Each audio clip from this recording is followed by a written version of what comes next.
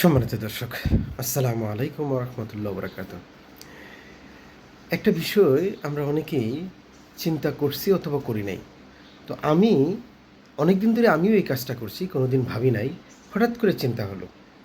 আমরা অনেক সময় বাঁচানোর জন্য একত্রে যেন সব কিছু পাই। আর যখন আমরা মার্কেট করব বা কেনাকাটা করব তখন যেন এসি পাই। মানে একটু আরামভাবে যেন কিনতে পারি সময়টা। সেইসবের জন্য আমরা বড়, বড় শপিং মলগুলোতে যাই। তো আমি শপিং মলগুলোর নাম বললাম না। অনেক আছে আপনারা জানেন। ব্র্যান্ডের অনেক শপিং মল আছে। আপনার আশেপাশেই হয়তো ১ টা ২ টা ৩ টা করে আছে এরকম। তো ওইসব শপিং মলে দেখবেন একটা জিনিস করলেন বা টুথপেস্ট কিনলেন বা যে কোনো কিছু একটা গুঁড়ো দুধ কিনলেন বা আপনার যা প্রয়োজন এইসব শপিং মলে তো আপনার কাঁচামরিচ থেকে শুরু করে সব কিছু পাওয়া যায় এখন। তো আপনি কিনলেন। আপনি ধরুন আপনি ৳২,০০০ জিনিস কিনলেন একবার। এখন এই মালটাই কিন্তু ঠিক সেম শপিং মলের কাছাকাছি, প্রায় অনেকটাই কাছাকাছি আপনার আরও শপিং মল কিন্তু আছে। আপনি এখানে যান, এখানে কেনার সময় দেখবেন এই ৳২,০০০ মালে কিন্তু আপনাকে 10% ডিসকাউন্ট দিতে কিন্তু ৳২০০ হয়ে যাচ্ছে। এখন এই ৳২০০ আমি নিচ্ছি না। না নিয়ে আমি কি করলাম যে আমি একটু সাজানো, একটু বেশি হয়তো। এখন আমি মনে করব বেশি না। যেমন আমার বাসার পাশে কয়েকটা শপিং মল আছে।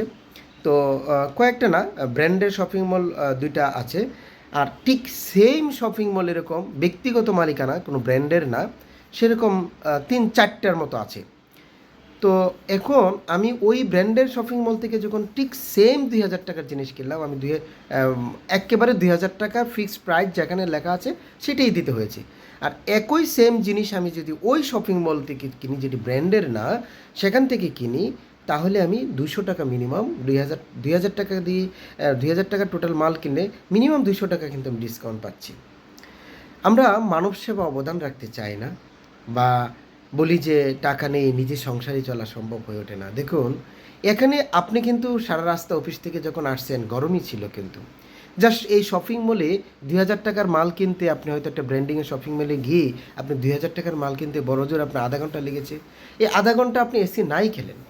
আর ওই শপিং মলে কিন্তু এই ৪ টা শপিং মলের মাঝে কিন্তু আম আম একটার মাঝে এসি আছে কিন্তু, সেন্ট্রাল এসি আছে কিন্তু। ফ্যান তো আছেই। আর ধরলাম এসি নেই। তারপরেও আপনি ৳২,০০০ ৳২০০ পেলেন। আপনি তো এই ৳২০০ আপনি একজন অসহায়ের পাশে দাঁড়াতে পারেন।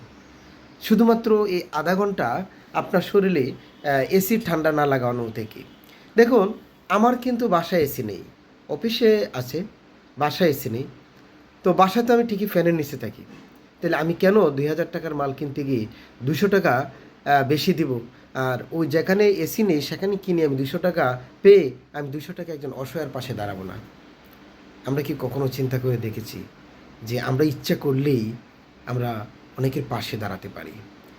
এই ৳২০০ একবার চিন্তা করুন, মাসে কতবার কিনতে হয় আপনার? এভাবে যদি চিন্তা করেন বছরে কতবার কিনতে হয়? অনেকবার। সুতরাং আমরা এই চিন্তাগুলি যদি করি তাহলে অবশ্যই আমরা কারো পাশে দাঁড়ানোর জন্য আলাদা এক্সট্রা টাকা খরচ করতে হবে তা কিন্তু নয়। আপনি যদি বছরে বা ২ বছরেও যদি আপনি এই টাকাটা সেভ করে মিনিমাম ৪-৫ হাজার টাকা হয়, তো একজন মানুষকে কিন্তু ক্ষুদ্র ব্যবসা করার জন্য আপনি ওয়ে খুলে দিতে পারেন।